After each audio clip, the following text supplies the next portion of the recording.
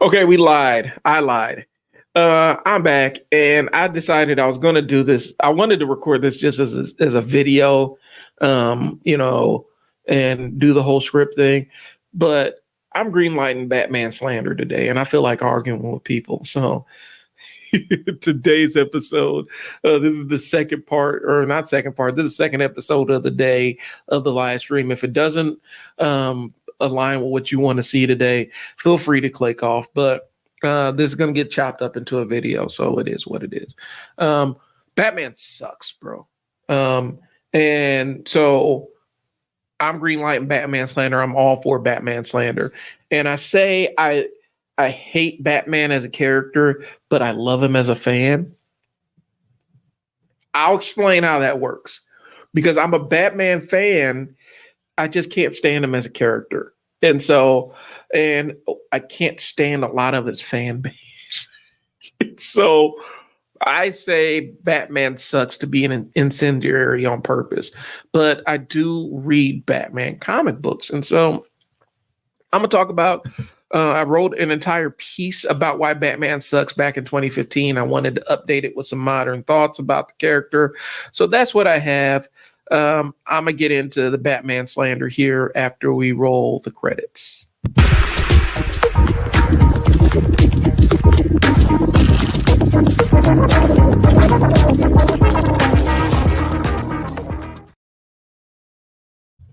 All right. So why Batman sucks. There's a lot of different reasons why I can enumerate why Batman sucks. He sucks as a superhero. He sucks kind of as a person. Depending on who's writing him, he even sucks as a character. And I say this as an actual fan of the franchise. My history with Batman books goes back all the way to the days, and this is from a local fam. I don't expect anybody else on the internet to understand this, but if you in Omaha, Nebraska, my relationship with Batman as a fan goes back to the days of Kmart on 72nd and Ames, because that's where I got the cellophane grab bag of Batman comics. Now, I had been familiar with the Death in the Family and all that other stuff, but that was my official entree into the world of Batman as a character and the darkness and all the other stuff that surrounds him. And so I remember very clearly, I think the villain was the Mime, and she was electrifying people and stuff like that. That was one of my early Batman books. Now, I had relationships. I've had a reader's relationship with Batman as a character in Justice League stuff. And when he crossed over, because I've collected Batman and the Outsiders, I was more interested in Black Lightning than Batman, but I did read it from that standpoint when he broke off from the Justice League. So I have some history with the character. And one of the things that gets on my nerves about Batman specifically as a character is his fan base and the ridiculous things that they allow for him to be able to do. the shit that they will support and say, no, man, that makes sense when you look at it because how smart he is, he's able to do X, Y, and Z. It's like, so is that why Batman was able to survive falling from re-entry with no spacesuit or anything around him? Was because he was smart. Really? Is that how this works? That actually did happen in a very recent Batman book. He's fighting Failsafe, another super robot that he created for some ambiguous reason that went on a rampage, embodied up the whole Justice League. And Batman survived re-entry into Earth's atmosphere with a cape. With this cape. He jumped from a space station and fell to Earth. And he survived. And I've seen Batman fans try to defend that.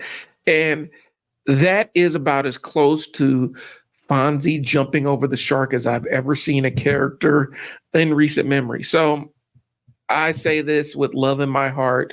Batman sucks, and a lot of it has to do with how he's written and how his fans just allow him to just Like the suspension of disbelief with some of the shit that Batman does in the comic books is astonishing. And no other character gets that, without superpowers. Like, yeah, I can see Superman surviving a nuke to the face because he's Superman. Okay. I can see Spider-Man digging down and lifting up a collapsed subway system on him because that's kind of who his character is. And so he had to go save somebody, and that's kind of how Spider-Man is. He's OP in the moment. Batman is depicted as OP no matter what he's doing. That's the frustrating part. I've seen when they had JLA versus Batman, he's fighting on even ground and even ground with Captain America, who's effectively a superhuman. What? Spider-Man is leery of Batman, even though Spider-Man has the speed and reaction time. He can literally punch Batman's head off of his shoulders. His speed, reaction, and strength and durability. He can absolutely body up Batman with his bare hands, but he's deferential to him. Why? It doesn't make any sense. And so we're going to talk about him as a character and just talk about some of the logical extremes that some of these writers expect us to really go with and go journey with him on. And so Batman sucks. And there's a couple of different reasons why. Over the years, Batman he's gone from the world's greatest detective, which, okay, I'll accept that, to a super genius who has mastery of every field of science at the same time. He's able to engineer super armor and spaceships and rockets. And he's also the greatest combatant martial artist in the world, or one of the greatest. I know it goes between him and Green Arrow 2 and Cassie Lang is Batgirl and Black Canary and whoever else. He's also a pilot, an expert driver, and all these other things. Like, he's everything. He is everything. He can do everything well. There's nothing that he's bad at. And I think that's where it starts getting ridiculous, because even in the Marvel, like, we juxtapose the Marvel universe, right? Tony Stark is considered the best engineer in the Marvel universe. Reed Richards is considered the best physicist.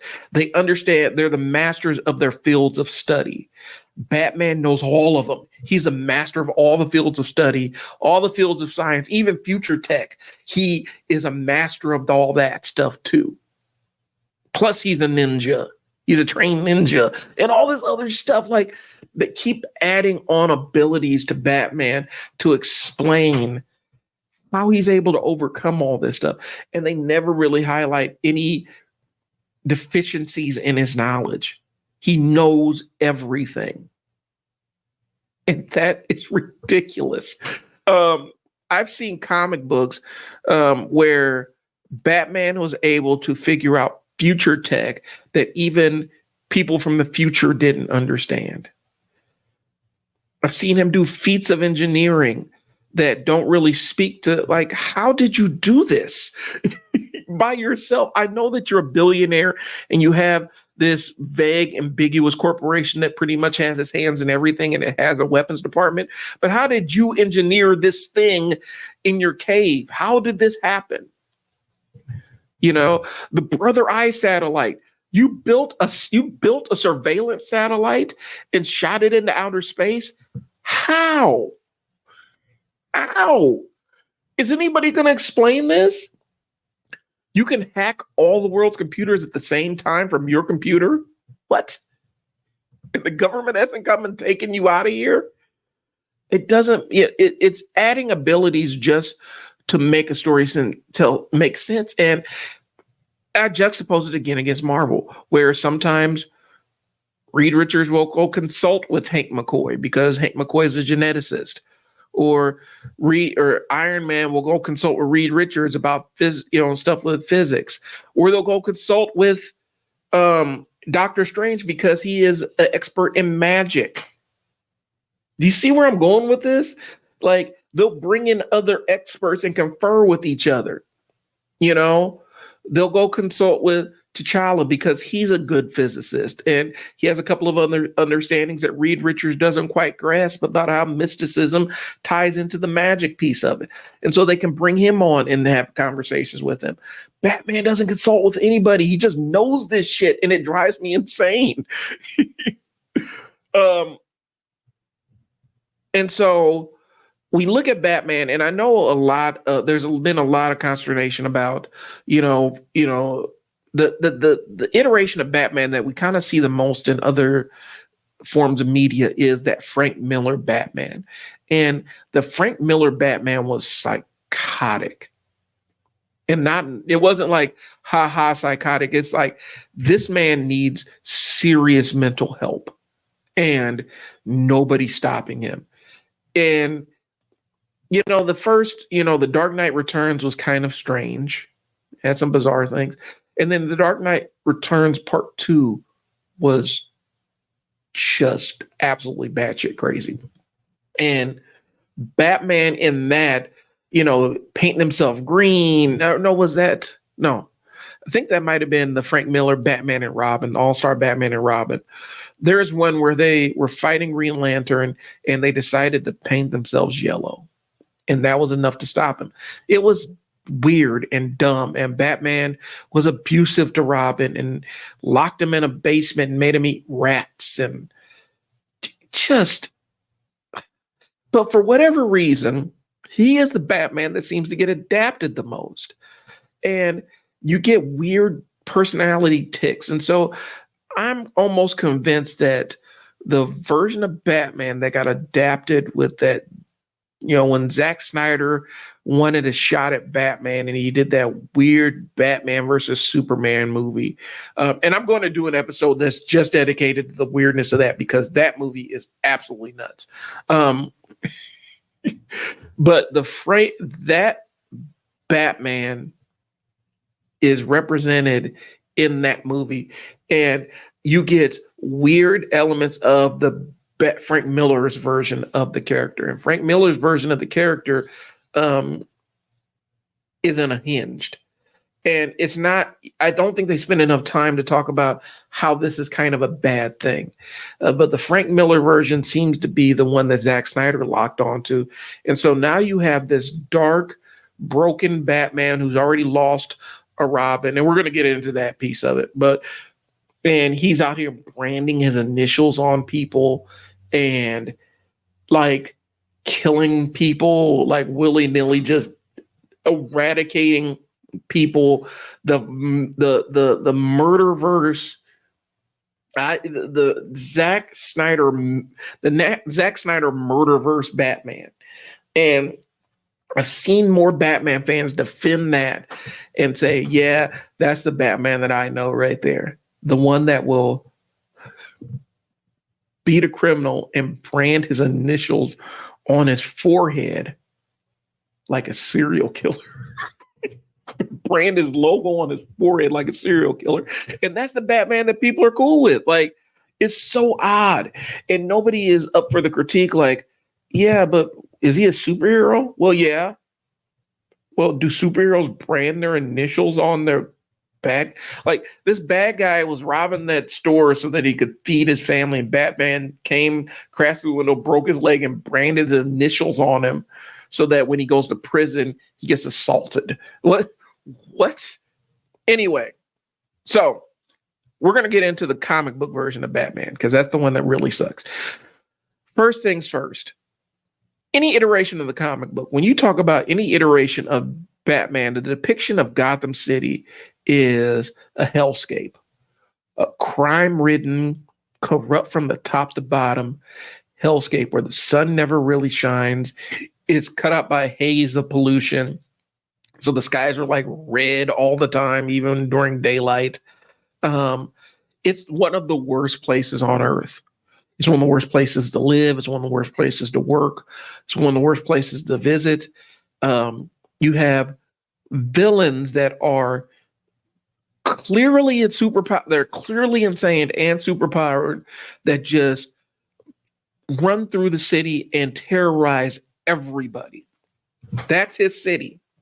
Now, are we saying that that version of Gotham exists despite Batman being there, or Batman is there because that version of Gotham exists?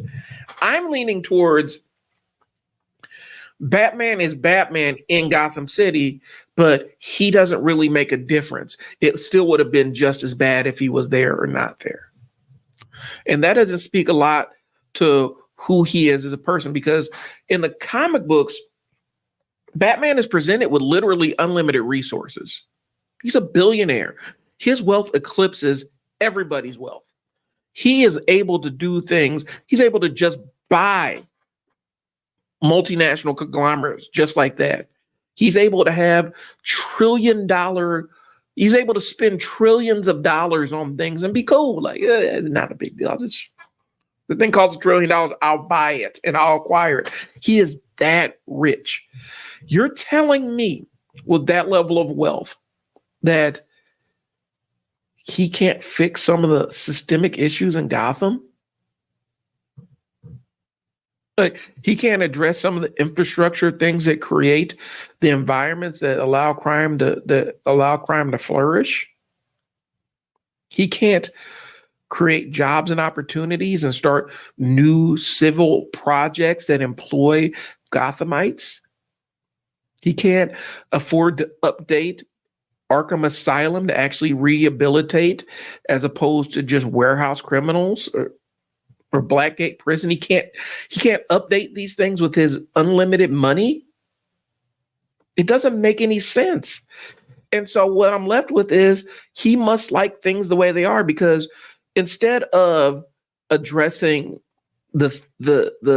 addressing the social conditions that created an environment where, a criminal killed his parents, instead of addressing that, he just says, well, if I go out and break their legs after they make people victims, then they can't walk anywhere and they can't go out in the streets and make people victims. And it doesn't help the victims after they've been victimized already. It's not a proactive step to crime. You would think that he'd be taking his resources, his unlimited resources, to try to create a utopia. I've seen Brainiac, I've seen Lex Luthor do the same thing in Metropolis, where they made it into a utopia. Now, they had nefarious ends and nefarious means, but they were able to transform the society of Metropolis in months. Batman's been in Gotham City operating for years with unlimited budget, and the best he can do, the best way he can figure out how to solve the social ills that plague Gotham, is to put on a costume and go break people's legs and ankles and ribs. What? It's a macro versus a macro version of addressing the systematic ills in Gotham. Gotham, if Gotham is as corrupt as they say it is, then Bruce Wayne has the money to buy the politicians that will create a favorable Gotham. He has the resources to bring in people that are transformative. He can overhaul that entire Gotham police force and essentially shape them in his own image. He can put these people in place. We're acting really naive about how money intersects with political power in this country, and how if you have enough money, you can really shape what the politics of your city is. We're seeing it locally here. I'm not going to get into it, but those that know. If you have the power, you can really shape what your political system looks like on a state level. All it takes is a couple of billionaires placed in some very favorable positions, and they can create the kind of state and city governance that they dream of. You don't have better things to do? No, man, the way to address this crime wave is I better go slip on my uniform and go break somebody's legs.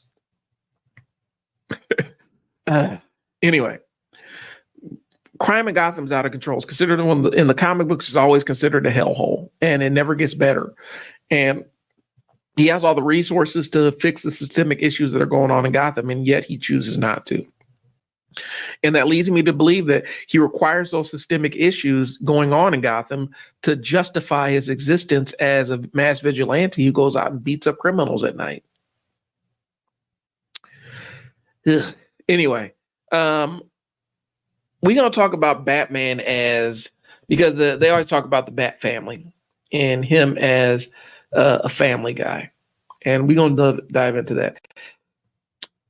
Is Batman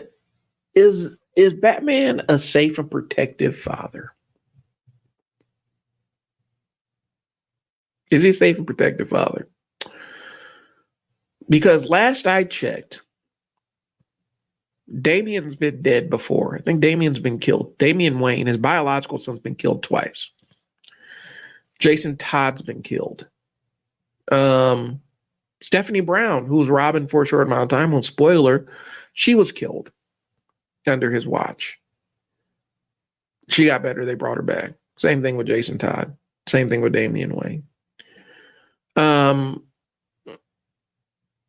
else? I think Tim Drake has been dead before. Babs has been paralyzed. Batgirl's been paralyzed, shot through the spine through the Joker and put in a wheelchair. Cassandra Cain's had some horrible things happen to her. And so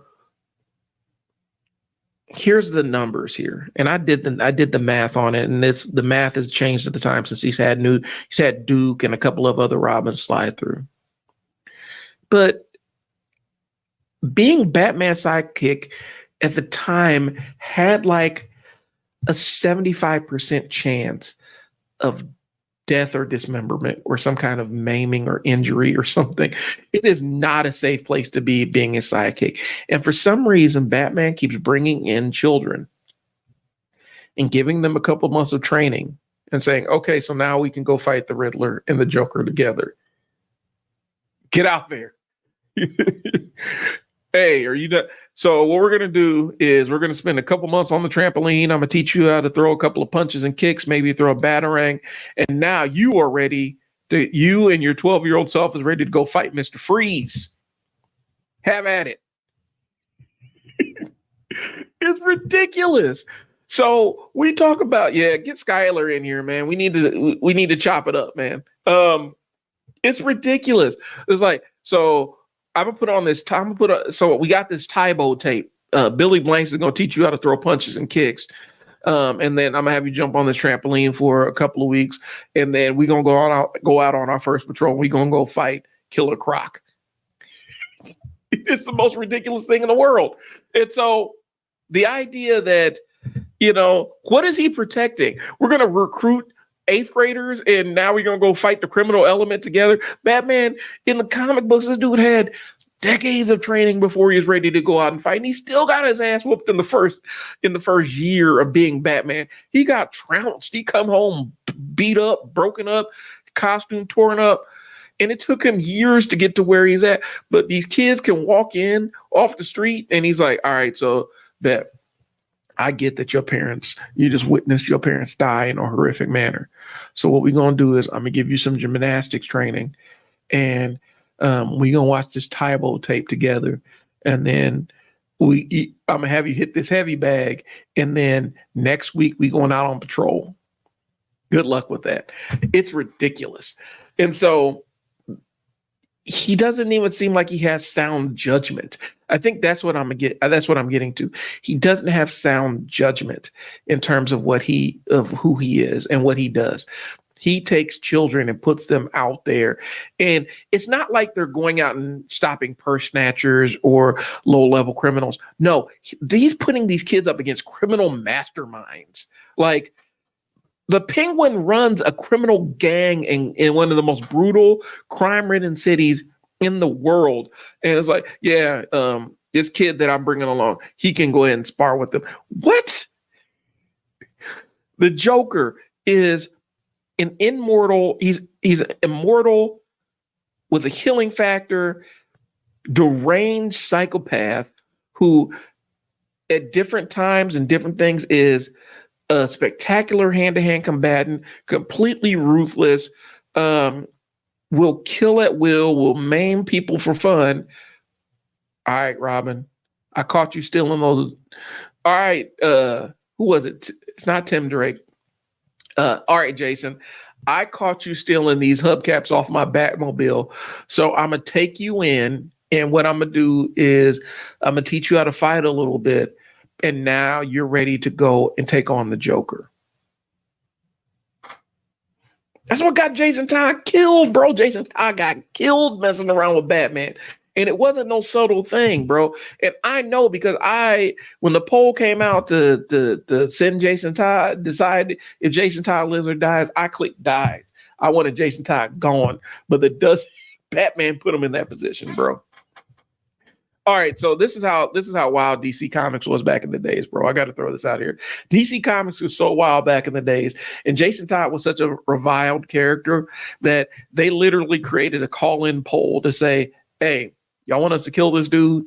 And he won by like 51%. And so, in the comic book in Death of the Family, they beat him. Joker beat a child with a crowbar, and then blew him up with a bomb. And Batman was weepy and mopey about it, but it's Batman's fault, bro. That if Batman never said, "Hey, Jason, put on that Robin costume," because Dick Grayson realized that this was toxic and got out of here and went to the Teen Titans. Why don't you put on that Robin costume and ride along with me? If he never did that, Jason Todd would still be alive. He wouldn't have died that first time. I don't know about the second time, but he wouldn't have died that first time. It is the idea that a grown man would say, "Hey, this seems like a reasonable response here. I'm going to teach this kid how to throw some punches and we're going to go fight criminal masterminds, bro." What? So you shouldn't really be questioning this dude's judgment, right? His security lapses, bro. I don't know. The Batcave seems to get frequently broken into for a super secret cave. Like people break into that on the regular. And I know even the Joker's been in there. Joker knows where the Batcave is. And that created the whole Death of the Family arc because the Joker had actually been in the Batcave and he knew who everybody was. So you're telling me this dude, without assistance, without help from a government, this dude has the technology and know-how to build one of the most high-tech surveillance satellites that is futuristic enough to inject human beings with nanites that convert them into soldiers.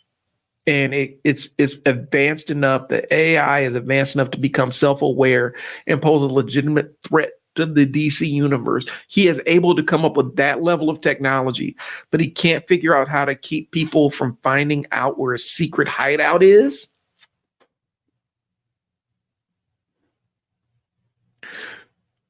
You're telling me that Batman can't go to Arkham Asylum like, "Hey, yo, so I just brought the Riddler here, bro. I literally just brought him here 4 days ago and this dude's out on the streets. What are y'all doing up here? Let me do your security system and design your cells so these dudes can't just escape them left and right, willy-nilly." You're telling me that he can't use his resources to tighten up his security? What? That doesn't make any sense. Other superheroes, he don't even trust other superheroes that seem to have a better handle on their criminals than he does. Wonder Woman's criminals, they don't last long, bro. Like she's had a couple that are recurring, but Wonder Woman will take you out the game if she needs to. If she thinks that you're a big enough threat, you're out of here. You're done. Flash kind of has Flash's criminals always seem to be like on some kind of work release or something. It's kind of a weird dynamic, but Barry has a pretty good relationship. Well, Barry and Wally. I recognize Wally. That's the one I grew up with. So when I say the Flash, I'm talking about Wally. They got a pretty good handle on their rogues. And to be quite honest with you, in the recent comic book, they even explored why no major villains try to really mess with Central City. Is because the Flash actually terrifies villains. He scares them a lot more than Batman because you can see Batman coming. The Flash, you just one of them was talking about, I went to do something in Central City and I blinked and I was in the middle of the Gobi Desert and it took me 3 months to get back. So Flash has a handle on his. Superman's rogues gallery can get wild and rambunctious, but they don't really test him that much. It's more they're testing Metropolis and stuff like that. And Superman has a good handle. His villains don't get too out of pocket. Batman's villains, on the other hand, bro, they wild. They don't respect that dude at all, bro. And you think that they should because he is the most unhinged out of all of them, but they ain't got no real respect for Batman at all. They're more scared of the Joker than they are. They're more scared of pissing off the Joker than they are with Batman. But he doesn't use the resources he has available to corral his criminals and keep them in Arkham Asylum, bro. Like, he can't even keep them in the place that's supposed to rehabilitate them, and then he doesn't fund the place that's supposed to rehabilitate them. So there's this weird thing where he drops them off in the Arkham Asylum, and they break out and they back on the street looking at him in 4 hours. It doesn't make any sense. Bruce Wayne's complex relationships. Alfred puts up with a lot of shit from this dude. Like Alfred, it brooks a lot of incompetence from Bruce, and I think he's kind of an enabler. He doesn't, he calls him out occasionally, but his relationships with Alfred and some of the other people that are close to him, like, I still can't figure out him and Catwoman's relationship. I can't figure out him and Damian's relationship because he refuses to address the mommy and daddy issues that have created this entire thing. He refuses to address them and seek some real closure, and it causes reiterative damage with all of his other relationships because he refuses to go back and address that original hurt, and so then he projects his misery on everybody else. Dick Grayson realized it was a toxic relationship and ejected from it. Jason Todd was killed. Tim Drake is he wants to be Batman, but doesn't want to be Batman. He's almost a better version of Batman. He's like Batman with mental clarity, which is scary, but he would be what Batman would look like if he was actually competent in what he does. And I'll be honest with you, Batman is incompetent. I'm being transparent with you. Batman is incompetent, and that's one of the reasons why I don't like him as a character.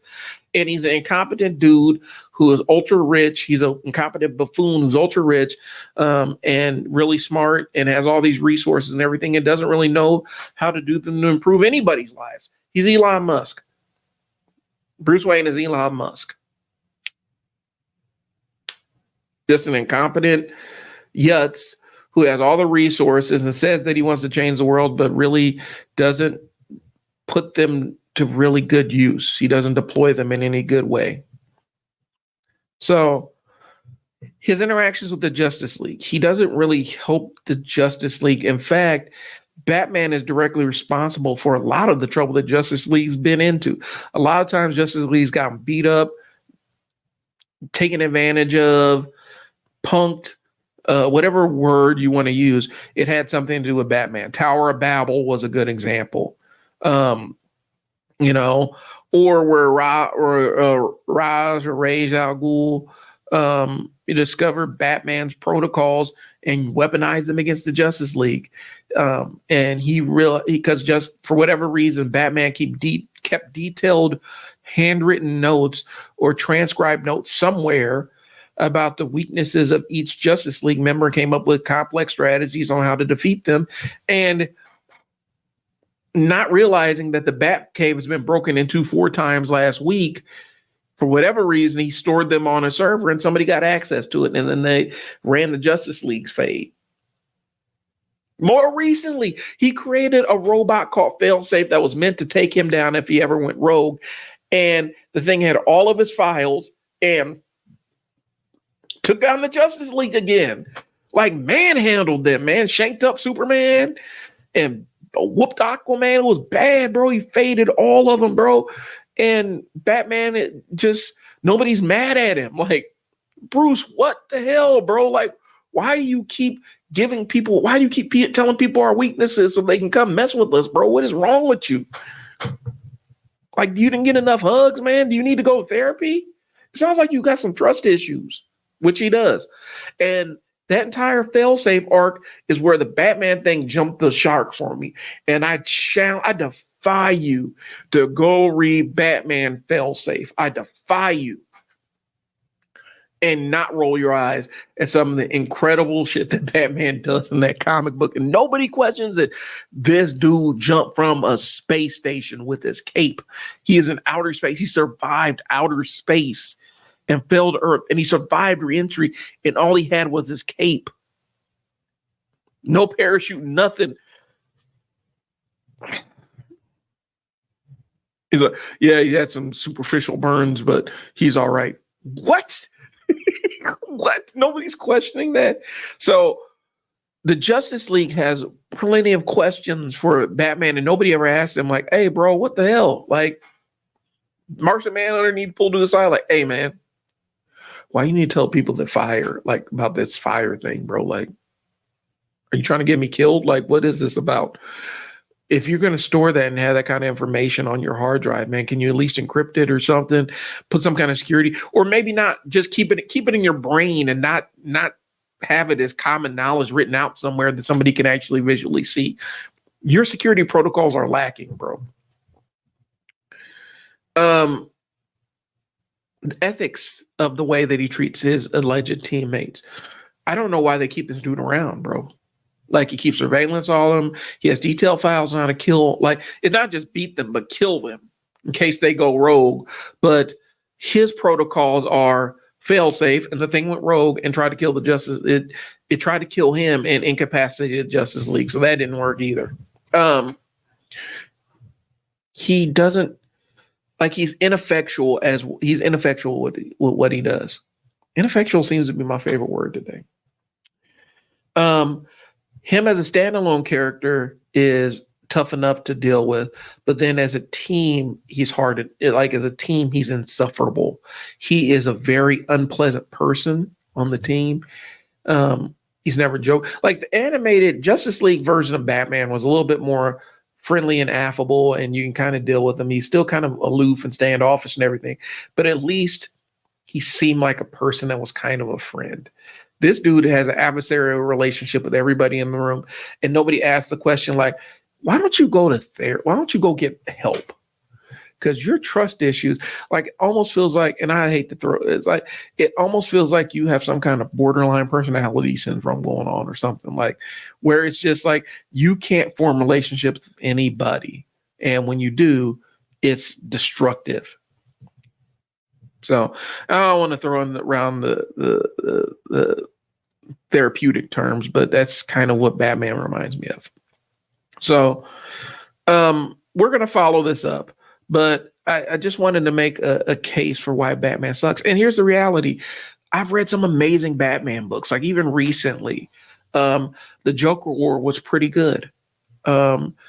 I like the idea of Bruce Wayne losing his money and resources and having to deal with, he's still a millionaire, of course, but he had to work on a smaller scale. He didn't have an unlimited budget to go do this stuff. Him trying to traverse the world without Alfred, bailing him out because they decided Alfred needed to die. Again, I guess. It puts an interesting spin on the Batman mythos, where he doesn't have unlimited resources to kind of do whatever he wants to and rewrite reality.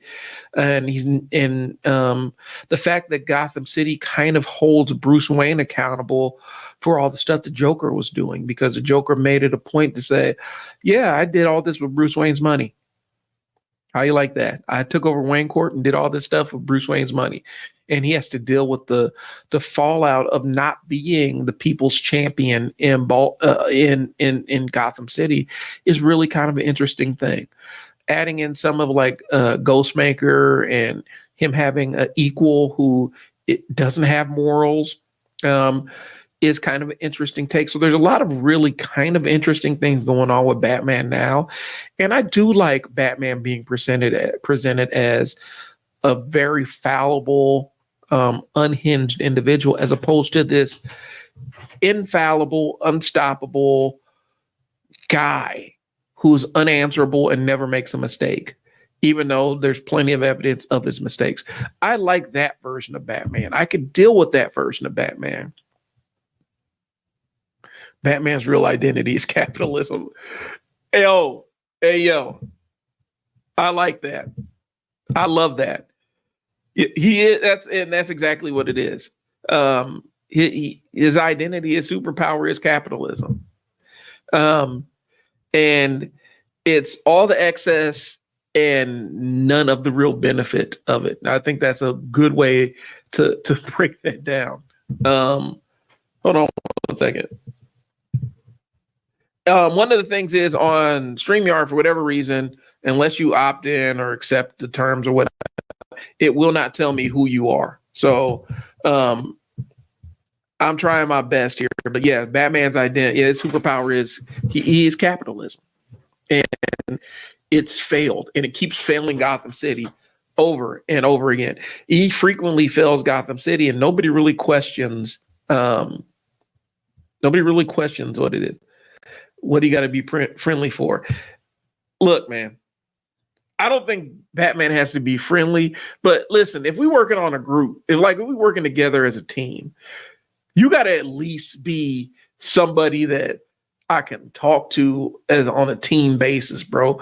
Because let's be honest with you, I can bring, if I need a detective, I can bring on Detective Chip, Elongated Man. I can bring on Mr. Terrific.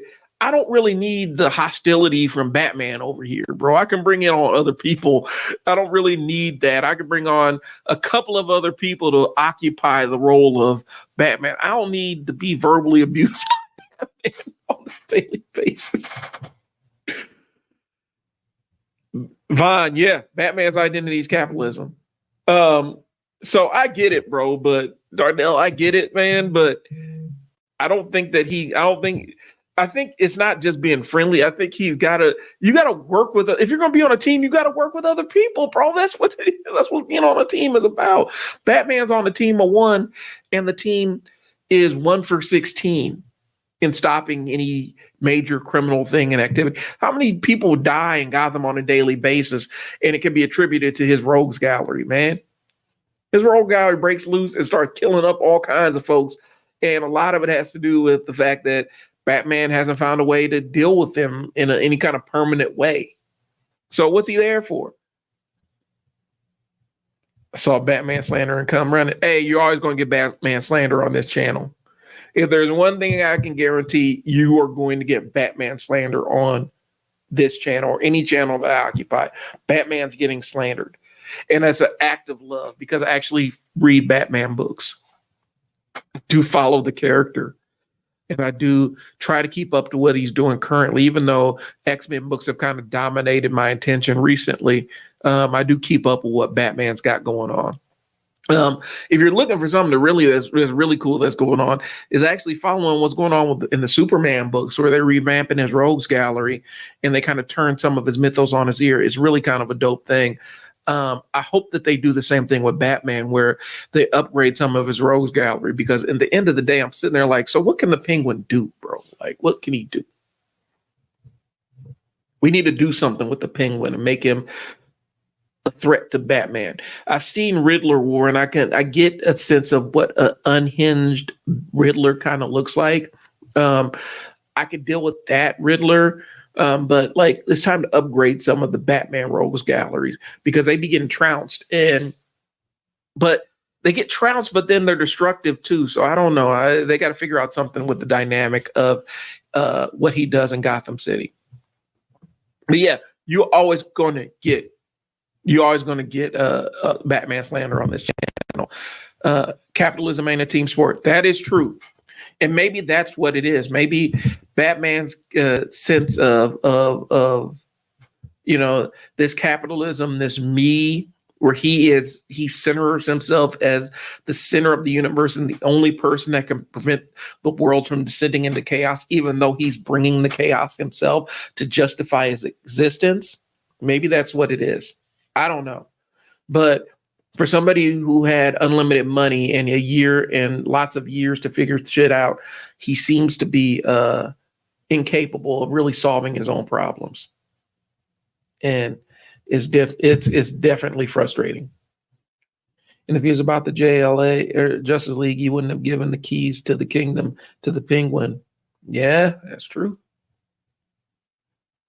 Here's the thing that's frustrating about him.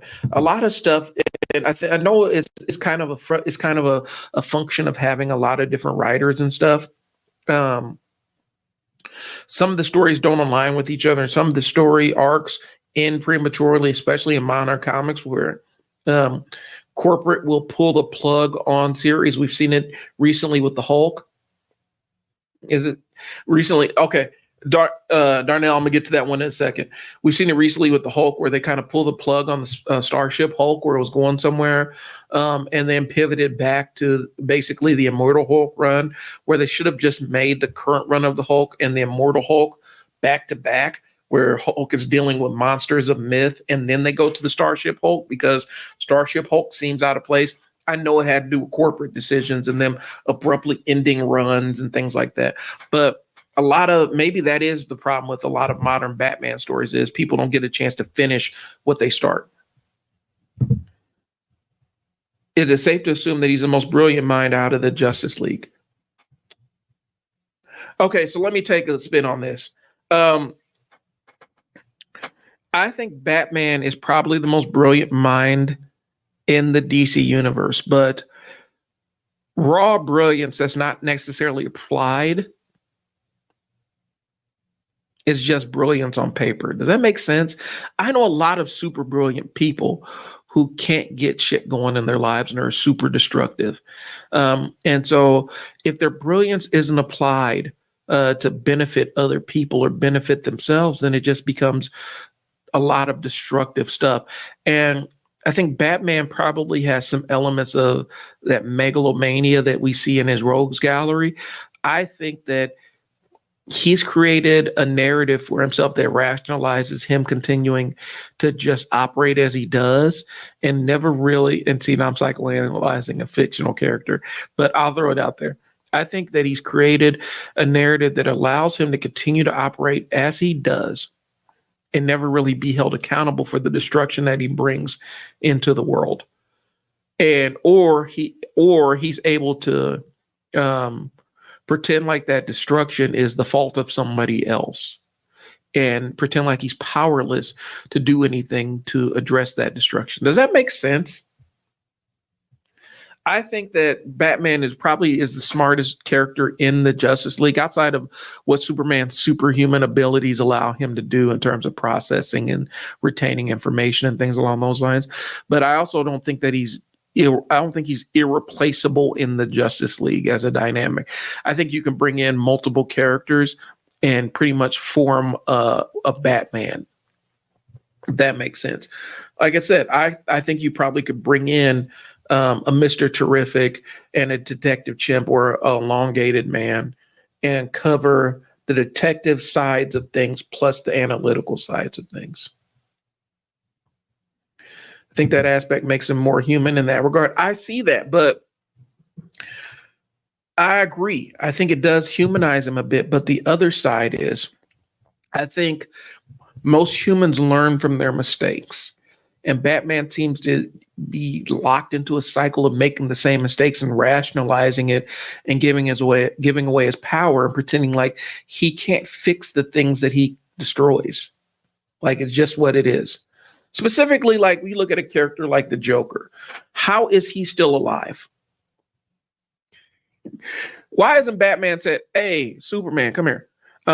Why don't we take this negative zone projector, since we can't really outright kill this dude? And I don't want to do it because it's icky on my conscience. Why can't we just send him to the negative, or send him to the Phantom Zone? Give me the Phantom Zone projector. We will send the Joker to the Phantom Zone." Why can't they do that? Because it would save a lot of lives. It would solve the problem of killing him. Yeah. Okay. So this is okay. So I see the comment here.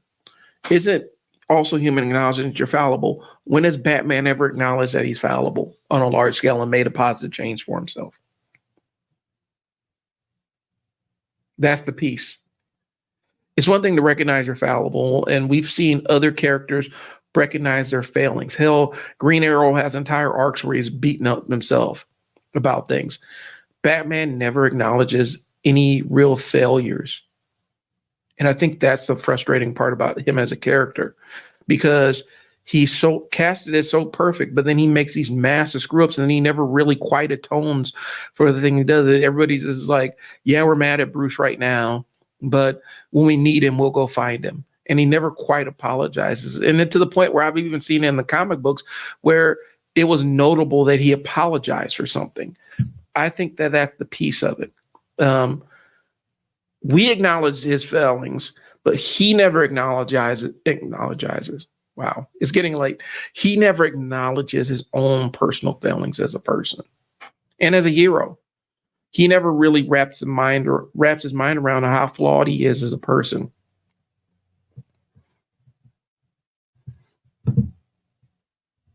Batman's real identity is WS White Savior. Yeah, I can see that too. I think that he does have this complex where he has to be, how do I want to put it? Batman has he has to make himself a martyr, because if he doesn't make himself a martyr, then he doesn't have any utility. So if he doesn't sacrifice himself, then he feels like he's failed something. And I think that's one of the things, and it's pervasive. And I think it's a destructive thing that we never see him really wrap his mind around or address in any meaningful way. Yeah, he has to make himself a martyr. And oftentimes he makes himself a martyr at the expense of other people, which is not really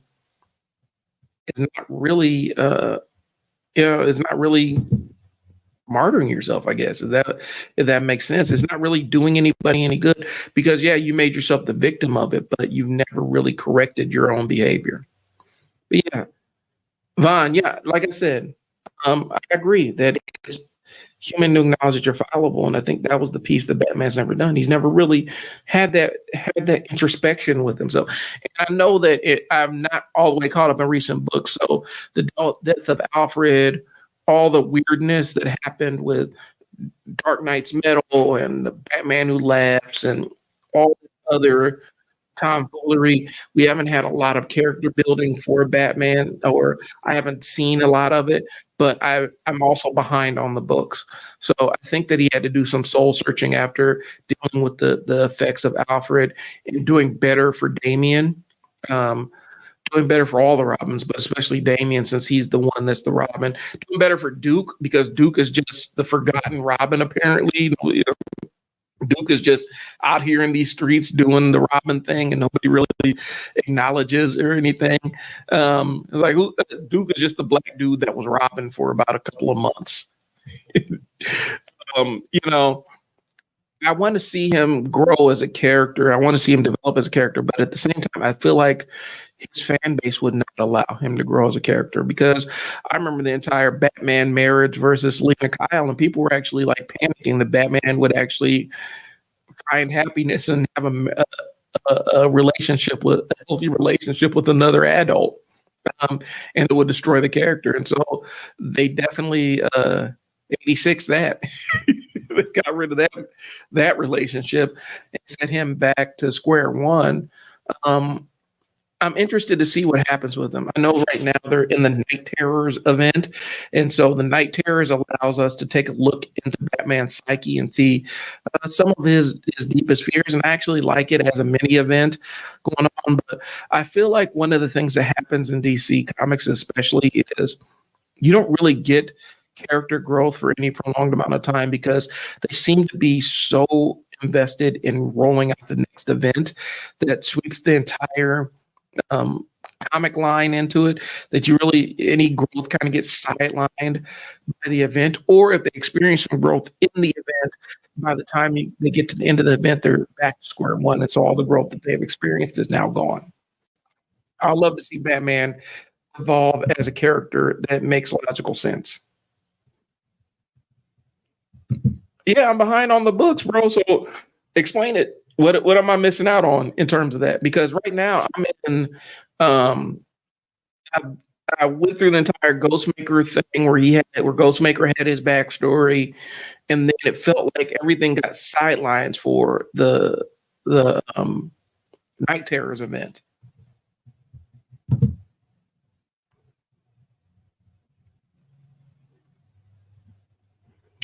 That's the point. So here we go. This is the question here. I need to figure out who said that one. But if he actually did his job, I'm about to post it. You don't see it here. And I'm showing it here. Show. If Batman actually did his job and permanently removed most of his enemies, there would be no need for half of the other heroes or even a Justice League. That's an interesting concept. So is his job just to be the gatekeeper that rationalizes his ongoing existence and allows criminals to murder and torture innocent people? Or does he actually do his job and either reform or remove a criminal element? I'm not saying that he has to kill these people, because most of Batman's rogue gallery are criminally insane. And him walking around beating up on people with mental illness is not a good look. So is he going to work to reform these people? I mean, I look at Superman books. Shouldn't that be the point? Yeah, it should be the point. Right. That should absolutely be the point. Okay, so let me throw this out here. So in the current Superman books, and I don't want to get into too many spoilers. So if you haven't read it, please forgive me. Um, if in the current Superman books, what's happening with Superman's old rogues gallery is Superman has Lex Luthor went to jail, and Lex Luthor kind of gave Superman LexCorp, and he named it Supercorp. And so what's happening with Superman's villains is, as he saves them from their upgrades that they're getting from this other source, and I won't get into who they are, they're getting upgraded. But as Superman mitigates the upgrades and returns them back to baseline or neutralizes their powers, he employs them at Supercorp so they can help him protect the world. So basically, he's taking his old rogues and putting them to work so that they don't providing them resources so they don't have any reason to go out and rob and steal and kill. He's giving them full-time gainful employment and giving them roles and responsibilities and duties, and is working out pretty good because he got Parasite out there helping out. That's what Batman could actually do. I know Batman did that with Clayface, but here's the thing. I think from a larger level, because Batman's only issue is not just his rogues gallery. Batman, Superman, Batman, and Joker should go to couples counseling. That would solve a lot of problems. Joker would like that, bro. And if you read Joker's Night Terrors, his fear is Batman dying by not his hand, and his life falls into boredom, and he gets a regular job. Like, that's what Joker's nightmare is. Like, he has to go get a job now because Batman's dead, and he killed him. And it wasn't a funny way that Batman died. It was really kind of not within Joker's. Batman like fell down some stairs or something and died.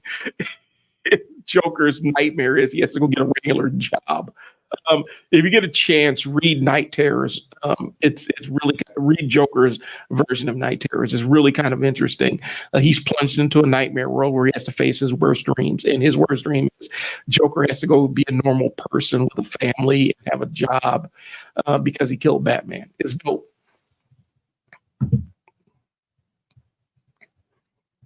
I understand Batman did that with Clayface. So if Batman can do that with Clayface on a micro level, so he can't fix Gotham City on a macro level. I mean, Superman up until recently hasn't been rich, but he's improved Metropolis in some measurable way. Why can't Batman utilize his resources besides his fist and his feet to go clean up Gotham City from the top down? You know, if the concern is corrupt politicians at all levels of the governance, then why not run it, fund and run his own politicians that carry what he believes, what he values, and change the system? You know, gut the Gotham Police Department and root out all of it and actually empower people to actually make real proactive change. And we can get into the whole policing aspect of it because inherently the concept of policing is going to be antithetical to improving society. I don't want to get in trouble for that. I don't want to get this blocked already.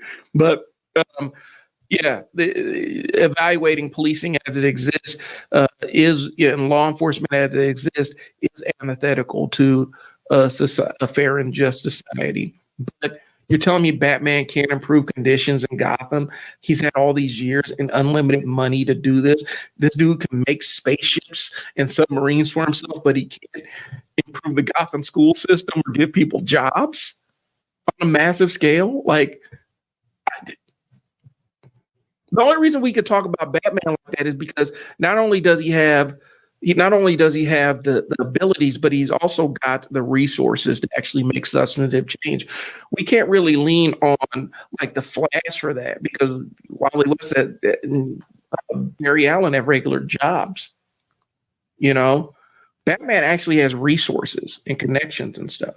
So yeah, I do think that he did that with. I know he did that with Clayface. I'm saying why can't he? Why hasn't he been able to duplicate that on with a lot of other people, as opposed to just new comments? All right, let me see what we say.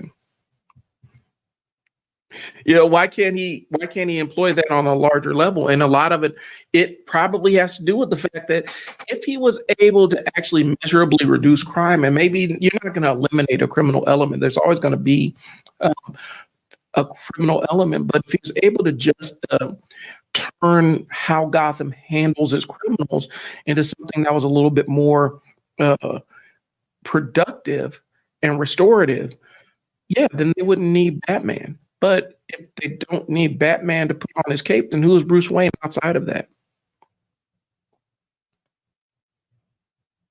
That's the question. If Batman solves the crime problem in Gotham, who is Bruce Wayne outside of that? Because the ongoing theme of the comic books, it seems like that Bruce Wayne is Bruce Wayne is the character. Batman is who he really is. That makes sense? So maybe it's a fact of Batman is trying to rationalize his own existence by not taking the full measure and actually preventing crimes. Like I said, you're not going to rehabilitate the Joker. The Joker is the Joker. So why not just take him off the chessboard? You can't kill him because he has that restorative factor where he can come back from anything harm that you do to him. So why not have it? Green Lantern put him in a science cell that he can't escape from. Superman can put him in the Phantom Zone. Like there are options. You got Scott Free, he appears every once in a while. He is a master escapologist. He also knows how to create impenetrable cells that people can't escape from. Why not create one of those for the Joker and drop him in that? Remove him from the chessboard, remove his ability to actually do harm to people. I don't want to get too intrusive, but have Zatanna do something with his brain or fix the trauma in his brain or something along those lines. Why not take a full measure with the Joker instead of just leaving him as is and putting him in Arkham Asylum where he's out every 3 weeks? It seems to be that Batman requires the status quo to remain in order to rationalize this existence. And he's the only hero that really does that. Fans are obsessed with the Joker. That is a very salient point. The Joker, I've seen a lot of people, edgelords out here, and I'm going as long as my computer has battery because I forgot my cord at home. Um, that's a salient point. Fans are obsessed with the Joker, and I've seen a lot of young edge lords who love the Joker and identify with him. And it's like y'all are identifying with the villain, but we expect to see you as good people. The Joker hasn't ever done anything. Well, maybe at one time that he was mad at the Red Skull for being a neo-Nazi, but that seems to be outside of his character in the crossover event. Um, Joker's never really done anything that's benefited anybody permanently. It's always been destructive, and some people are, obsess about identifying with him. And I know that people speculated the Joker's superpower is actually super sanity and being able to see the fourth wall and realize that he's in the comic book. And, it's kind of the Gwenpool power set where he realizes that he's in the fictional medium and none of his actions have any consequences. But I think the Joker is one of those characters that will never go away. And I understand it because he's a very popular character. So popular that weirdly he has his own standalone movie and they have another one coming out. I don't know why that exists as a thing, but they decided to do it. And so the edgelords love the Joker for whatever reason. And it ends up taking on a life of its own. So the Joker can never really be permanently handled. But we're talking about inside the fictional universe. Yeah, we could put Joker in a science zone. We could put him in the Phantom Zone, and invariably he would escape. But is there a justification why Batman hasn't at least tried it? That's my question. I think he should at least try it. At least try to have a solution. Yeah. I like this conversation. If y'all like this, yeah. Now I'm going to go back to your point though.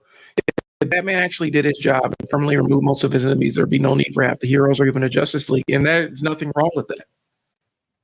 I thought that was what they were working for, to make a safer world for everybody, so they can go off and live normal lives themselves. But if the object is to remain a hero at the expense of the safety of everybody else, then that's not really heroic.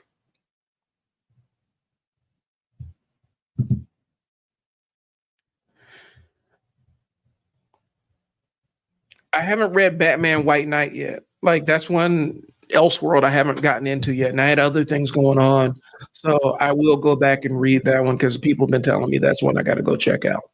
Um, uh, I know that there's some differences, and I've read another Batman Elseworld. It might have been part of White Knight. Um, so yeah, I'll go back. I'm gonna pull that one here over the next few weeks and see if that gives me a different perspective on the character. But right now, to my knowledge, they're all caught up in the Night Terrors event, and they were just coming out of the Great Darkness thing that they had going on. And so DC is stacking these events on top of each other, and I feel like it's almost to the detriment of the ongoing series because we don't get any real development in between major transformative event comics that are transformative for about 6 months, and everybody forgets they happened. Because here's the thing. So they killed the Justice League in Dark Knight's Metal, right? They killed the Justice League in that Dark Knight's Metal event. As long as there's mentally ill or evil people in the world, Joker will never ever go away as he's the face of the people. I like him and have similar thoughts. Yeah, I get that too. But and I think maybe the Joker is the kind of chaotically evil presence in Batman books, but I guess for him to never at least try to permanently take the Joker off the board is ridiculous because I think that he just kind of assumes that the Joker's always going to exist and is this omnipresent force. And within the medium, I would think that at least a competent hero would say, okay, we need to probably do something about him so he can't hurt people. And Arkham Asylum hasn't worked, so let's try to find a more permanent solution. I know that there are science cells where we can put this dude in outer space. I know we can put him in the Phantom Zone. I know there are other elements. Zatanna, can you trap him in a mystical prison? Do something with him. He's gonna, I know in the medium requires him to escape. But within the medium, at least seek out some kind of solution for him. That's all I'm saying.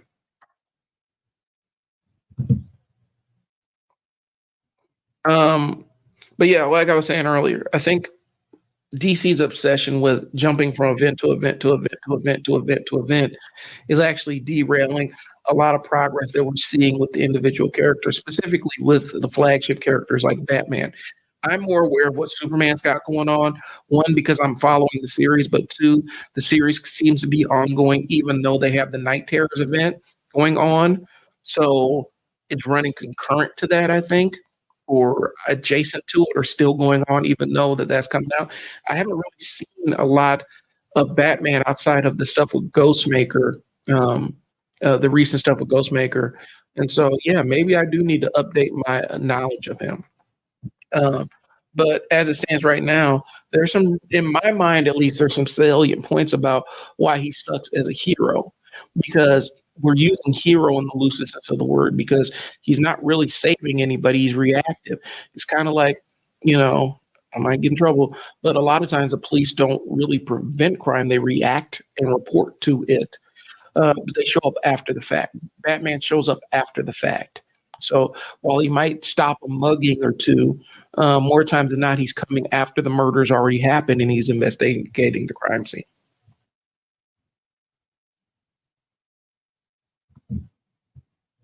All right. Also, Batman not doing his job is the perfect representation of the why they don't cure cancer, right?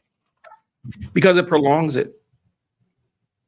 It drags it out. I do agree with that piece of it.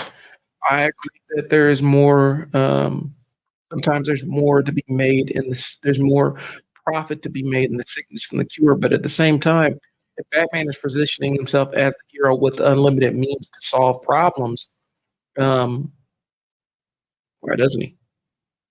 Like, and I hate to throw it out here because I know the Punisher technically is not a hero. He isn't. He says it in his own books. And the people that are the best at writing him don't consider him to be a hero. And the creator of him actually doesn't like the fact that law enforcement has used the Punisher logo as a symbol for a lot of their stuff. But the Punisher's method of dealing with criminals like crime families is very effective. It's highly effective. I mean, you can't argue with the results. If Punisher wants his crime family to shut down operations, he goes out and removes them permanently, and they go away. Now another crime family may pop up, and then he'll go deal with them as they pop up, and then he keeps removing them off the board as they go along, and eventually the lure of the Punisher ends up becoming something that people are terrified of. That makes sense, but in Batman's case, he's taking people off the street, throwing them to a jail system that he already knows is riddled with corruption, putting them in the hands of law enforcement that he knows is riddled with corruption, and saying, yes, please remove this person, Mr. Corrupt law enforcement officer or politician or whatever. It doesn't make any logical sense. But I also understand that he has the no killing rule, which he didn't have for a long time. Like, Batman didn't have a no killing rule for a long time. You go back and read them old Bob Finger Batman books. Batman would kill you. He would watch you burn, bro. I've seen it. I've seen the old Bob Finger books where he'd set you on fire and watch you burn. The old Batman did not give a fuck about killing you, bro. Like, he'd take you out of the game permanently, and that was it. He'd blind you. He'd do all kinds of wild shit to you just to mess you up. The new Batman, yes, he doesn't kill, but he will paralyze you and break your leg. Okay, well, at least you're not dead. You're just confined to a wheelchair for the rest of your life. Congratulations, you're alive. I mean, the line is different. And so I get it, but at the same time, is that heroic? And at some point, is he doing this for his own gratification? I think maybe that's the bottom line of the bottom line of what I'm saying. Is this for him or is this for Gotham? Because if it was for Gotham, you would think that he'd pour resources into improving Gotham for Gothamites and not just give surface level kind of stuff. Because if he's as smart as everybody is, if he's as smart as he's portrayed in the comic books, he understands the nature of how these systems interface with one another. And being the angsty, angry white dude that descends from the rooftop to break your leg, stealing a loaf of bread isn't the best way to address crime in a city that has a crime problem. So, all right, y'all. I appreciate y'all's time on this. Like I said, if you like this, give me a thumbs up. Let me know that you're enjoying what we're discussing here. Um, I wanted to just kind of dog Batman out, but you guys have made it a full conversation, and this is kind of what I wanted. Um, I have other heroes. Wait till you see my Wolverine one. Whoo, buddy. Uh, Wait till you see me slander Wolverine or Professor X. Um, you know, I actually had an entire series when I was actually blogging called Character Issues, where I would dismantle characters, and some of my favorites even got caught up in that, bro. Like um, Ben Grimm is a personal favorite character of mine, but he has some flaws. And Tony Stark is another favorite one of my favorite characters, and I brought him to the table. And so, if this is a feature you like, just let me know, and I'll continue to do this stuff. Um, yeah, like I said, when I say Batman sucks, I say it out of love, y'all. I actually do love the character. I enjoy the character a lot. Um, and I try to keep up with them. It sounds like Skylar pointed out some things where I do need to catch up on some of the books, see what's currently going on. Uh, like I said, last thing I know was the Ghostmaker, and then the marriage with Selena Kyle fell apart, and then it went into a bunch of events, and it got hard to follow. So I will try to update myself on the latest Batman so I can have more salient points. And then next time I have more Batman slander, I will absolutely log on. My plan is to try to do this live stream on Fridays so that I can chop them up and create video content for it. So log on here on Friday afternoons and we can sit around and talk about comics or wrestling or sci-fi or movies and all that other stuff. Um, the slander piece I really want to get off, and I think I'm probably find more agreement than you guys will find more agreement with it is um, Rodimus Prime, because I got slander for him too. So let me know if there's any other characters that you want me to kind of look into and skewer. Drop them in the comments. I'm about to get on the road here, so I appreciate y'all's time. Thank you for jumping on to clown Batman with me. I'll talk to y'all later. Peace.